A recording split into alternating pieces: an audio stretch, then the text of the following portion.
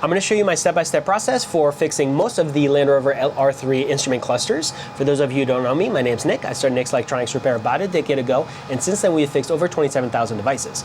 Right now I have this cluster hooked into our power supply, and if everything was working properly, the gauges, the lights, and the displays should be turning on, which they are not. Now the customer who sent in the cluster for us to fix did send it in with about 5 different symptoms, which were the cluster communication error codes were being triggered, the fuel gauge loses signal, so it's not activating, the cluster turns on and off randomly, the digital displays over here, they are dim and sometimes will go completely blank, and then sometimes a full disconnect, the cluster will not communicate at all, which is more or less what we're getting right now.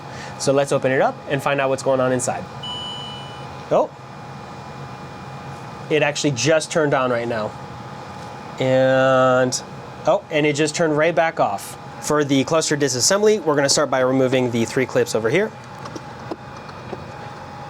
And then press down on these guys on the back.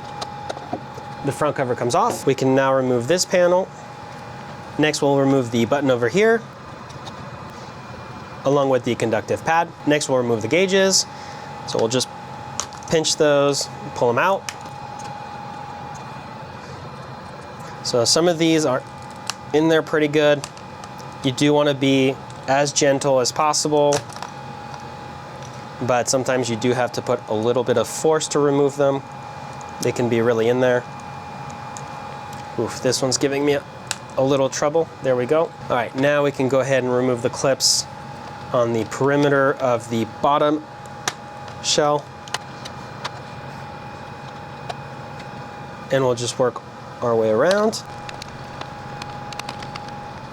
And it does look like one of the clips here did re-engage. There we go. And now the circuit board should lift right out. Now that we've removed the circuit board, let's take a closer look at it under the microscope. The reason we want to take a closer look at these joints under the microscope is because they can sometimes develop cracks. And what that means essentially is that the pins themselves get disconnected from the joint. And of course, when that happens, data cannot flow through properly. So the majority of these look pretty good. Now the 2 pins that I use to power on this unit are this one over here, pin 15 for 12 volts, and our ground, which is pin 31 over here. Now in theory, if those 2 pins did indeed have cracked solder joints, I should be able to reflow them and retest, and the unit should be fully functional. I don't think that's going to be the case, but let's just do that first to check it out. And you know, while we're at it, we're actually going to do this one over here and here. So I added a little bit of flux first, but we're also going to add a little extra solder. We're going to try and get good flow, add a little extra solder.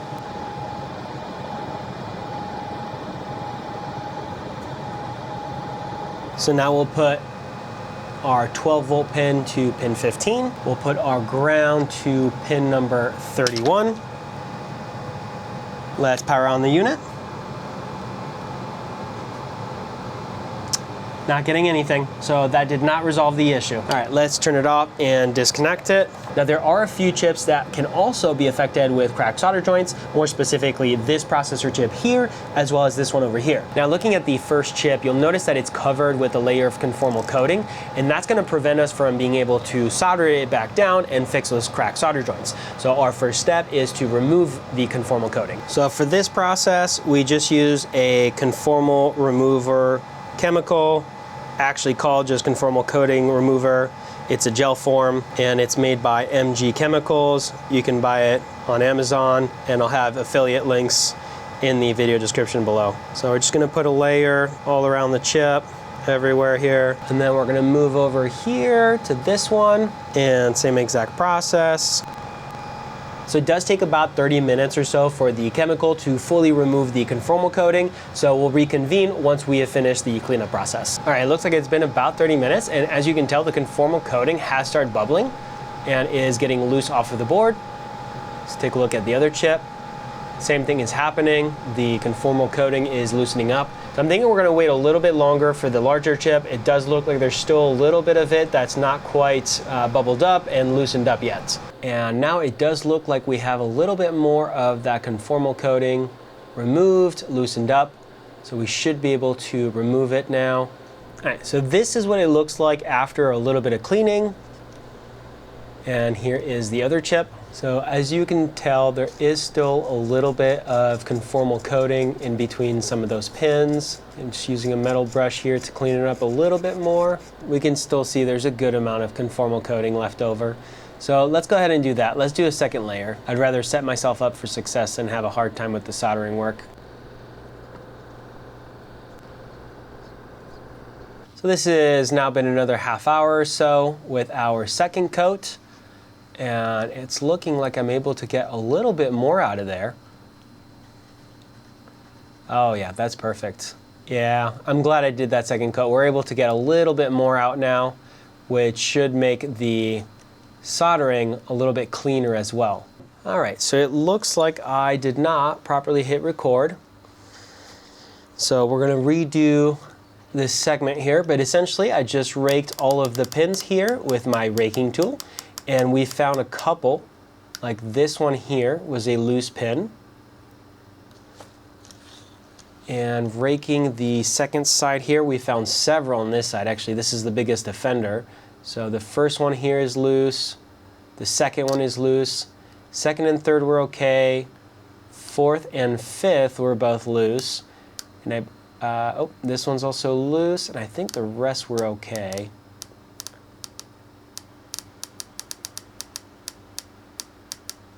Right. And then we were just discussing how there was a lot of the conformal coating that's still stuck in between some of the pins. So I'll go ahead and do the rest of the cleaning off screen for the rest of that, because that's going to take a while still. But then the other two sides we raked, and both of these were also good. Same with this one here. All right, so I do believe this is as good as it's going to get in terms of the cleaning. I did get the majority of the conformal coating. So at this point, we're going to add some flux and start our soldering. It's also getting quite late in the day, and I don't want to stay here past 8 p.m. if possible. Otherwise, we might have to finish this tomorrow. So I'm going to be adding a little bit of solder to each one of these pins.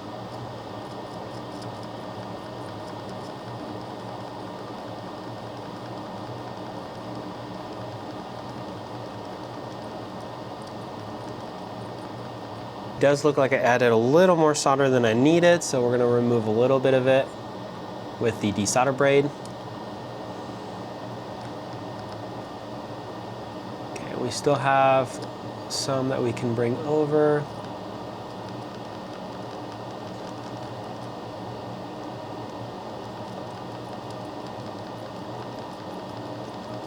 Just want to do one more pass. And actually, before we move on to the next side, I'm just going to clean some of this up real quick. And this is the side that we had 5, I think, pins that were loose. And so I just want to clean it up so we can do a quick check on our work. So some of these first few here.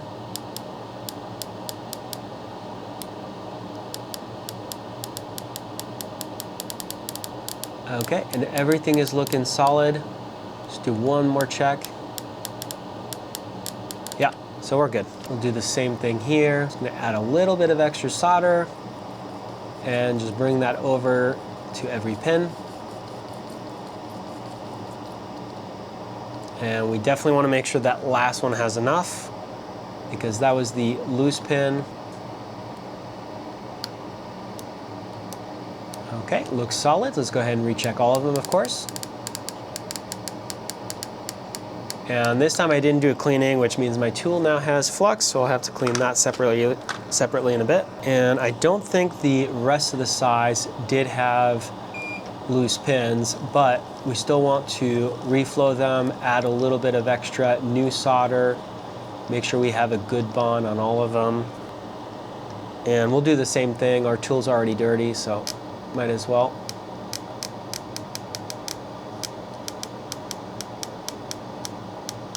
Okay, and final side.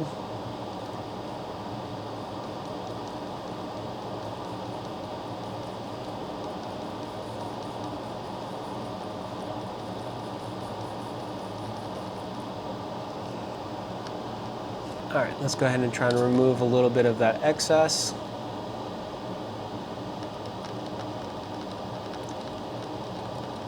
Just want to make sure I didn't remove too much. Let's go ahead and rig those.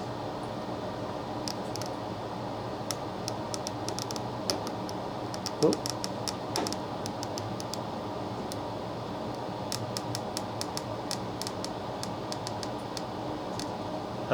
All right, so it looks like our chip is good. Before we move on to the next chip, let's do another live test and see if this corrected the issue. Okay, so again, pin number 15 is our 12 volts, and pin 31 is our ground. Let's go ahead and power it on.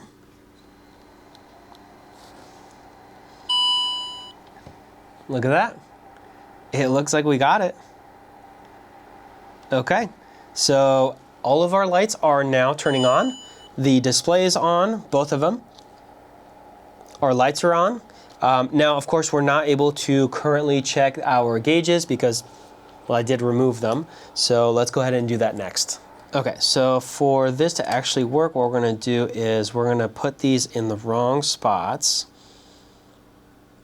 And then we're gonna see how the gauges behave. And they should all kind of true out back to 0 after a couple power cycles. Okay, and it looks like that's happening. Let's do one more time. Looks like all of our gauges are good. So we can see here we're pulling 0.37, 0.36 amps. So it's a lot more power than before, which makes sense because, of course, none of the lights were turning on, the displays were not turning on, and of course the gauges were not working either.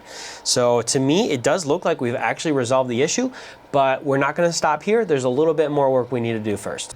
So we're just going to go through the same process as the last IC chip. We added our flux, and now we're going to be adding a little bit of solder and reflowing every pin.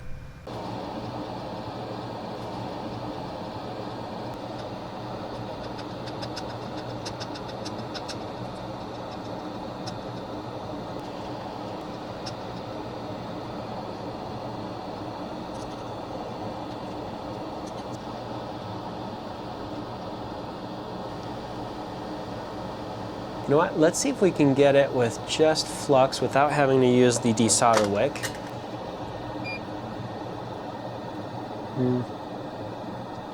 Nope, not looking like it. Okay, I think at this point I can go ahead and get the rest because there's really not much left on there.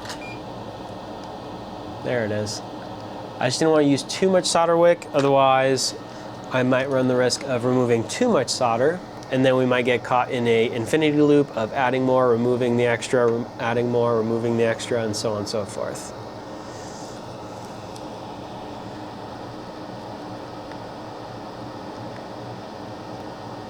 Let's do our rate check. I don't expect anything to be loose, but we always want to be sure.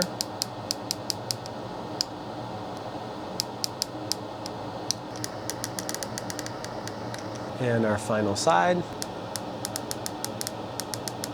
Okay, at this point I am ready for the final cleaning, for which I'm going to be very thorough. And the reason for is because I both have a lot of flux left on both of those chips, but I also might have a little bit of the conformal coating remover left. If that's the case, that could cause problems down the line. So when we use that conformal coating remover, it's a great tool, but it also, you have to make sure that you properly remove it. So I'm going to be extra careful.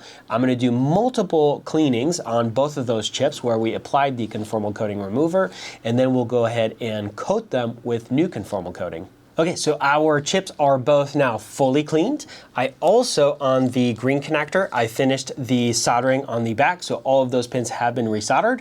So now we are ready to use our conformal coating to seal up those two chips again. So this one does smell pretty bad, so I'm gonna do it outside. So this is the final product. The conformal coating is almost 99% dry, so we're gonna let it sit for a little longer before we put it back together.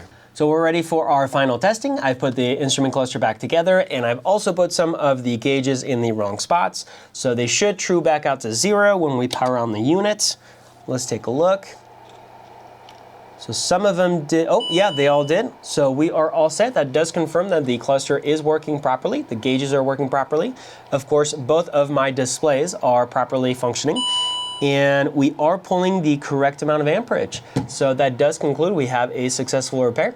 Now the larger chip where we found several of the pins being loosed, that is one of the most common faults we see, along with the green connector having cracked joints. So it's always very important to get those two reflowed properly.